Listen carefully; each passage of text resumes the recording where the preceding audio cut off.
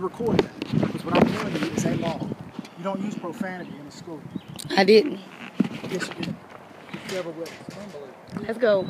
Sorry, Eddie. Don't worry about him. He can't be sorry for you. Right next to. And that right there is disrespectful too. No. Am I supposed to talk to you? Are you Harding? Can I speak with you? These officers right here are basically harassing me right now. And I'm recording it. Can I tell you one thing,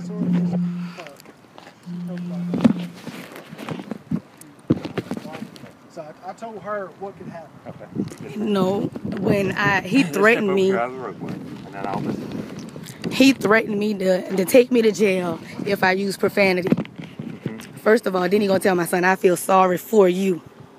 First of all, don't direct anything at my son. He's a juvenile. I'm his advocate. The only reason I'm at this school is because he's attending this school. Now, I asked to speak to an officer.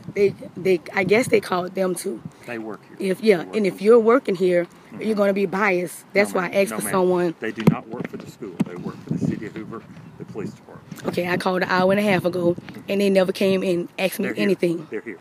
Okay, well, they never came out. Right. They never took my statement. They never did anything to see if the victim had what I had to say.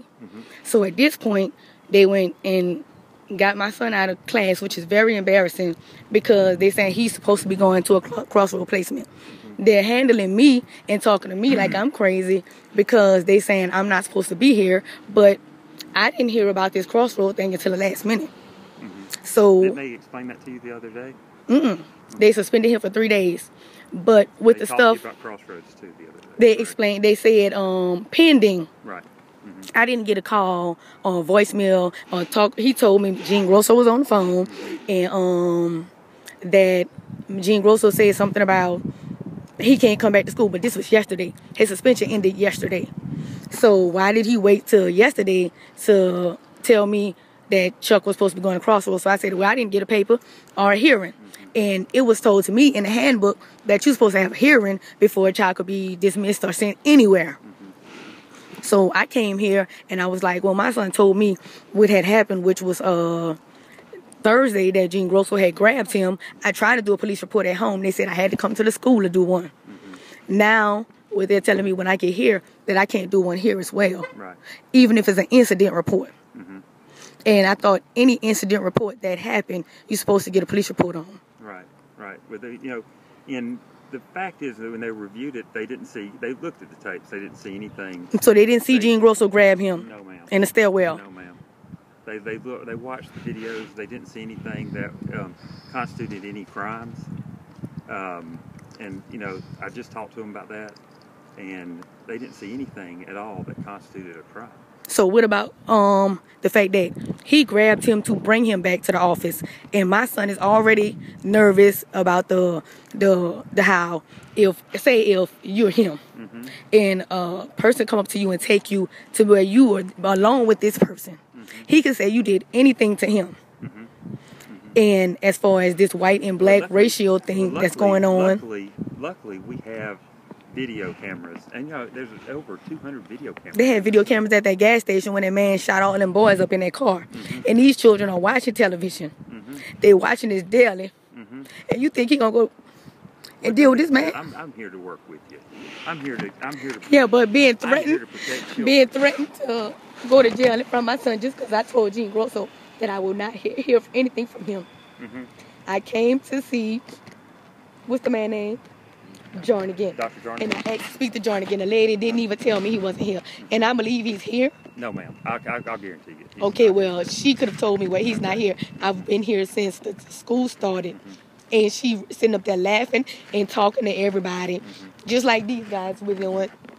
They've been drinking their coffee. No one ever came out to talk to me. And this is my son's education. Right. They don't care. Well, I think they do. I do. Not to sit up there and walk up on me and be like, look, I'm going to take your ass to jail. You fucking say another cuss word in front of my son. And they're going to say, Eddie, I'm sorry for you. Don't be sorry for him. Yes, ma'am. Just because you got 2 notches up, just because you got on the uniform, don't talk to him like that.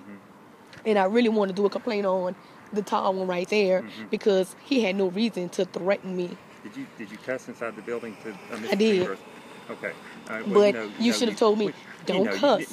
Don't threaten me. Well, you know you can't do that. You know you can't do that. And the same thing he did, I feel like they shouldn't have been able to do that. Mm-hmm. You know what I'm saying? So it's a lot of back and forth stuff that you might not supposed to do.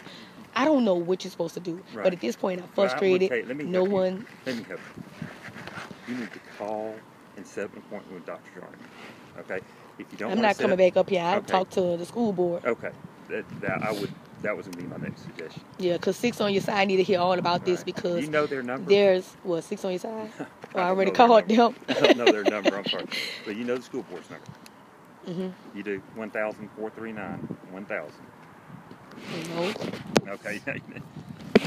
That's the main number of the switchboard there. 1,000. 439 1,000.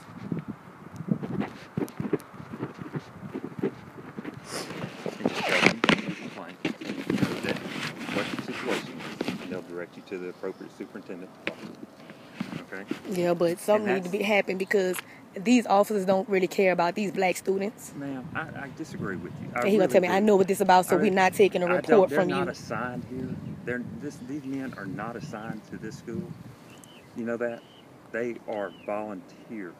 They volunteer to work in the schools. And we do it strict. I've been doing it for 17 years. Okay, well, feel where I'm coming from. I know, if something was to happen to this boy, they're going to put themselves in front of him. They'll put their bodies in front of him.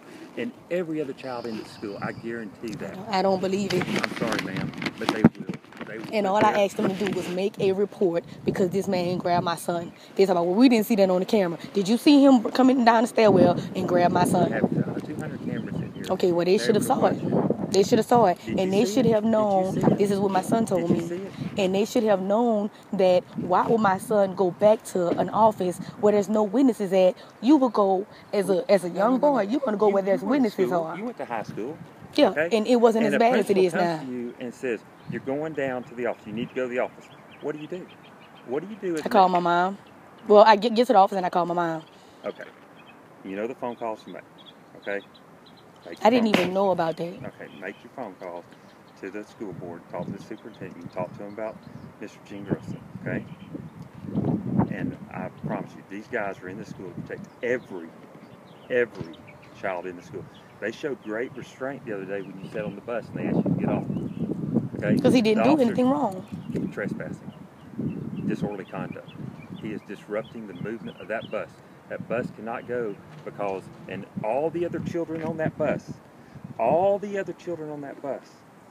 had to sit there and wait because they asked him to step off to be alone with a police officer and another man that could have offered him bodily harm. Ma'am. Okay.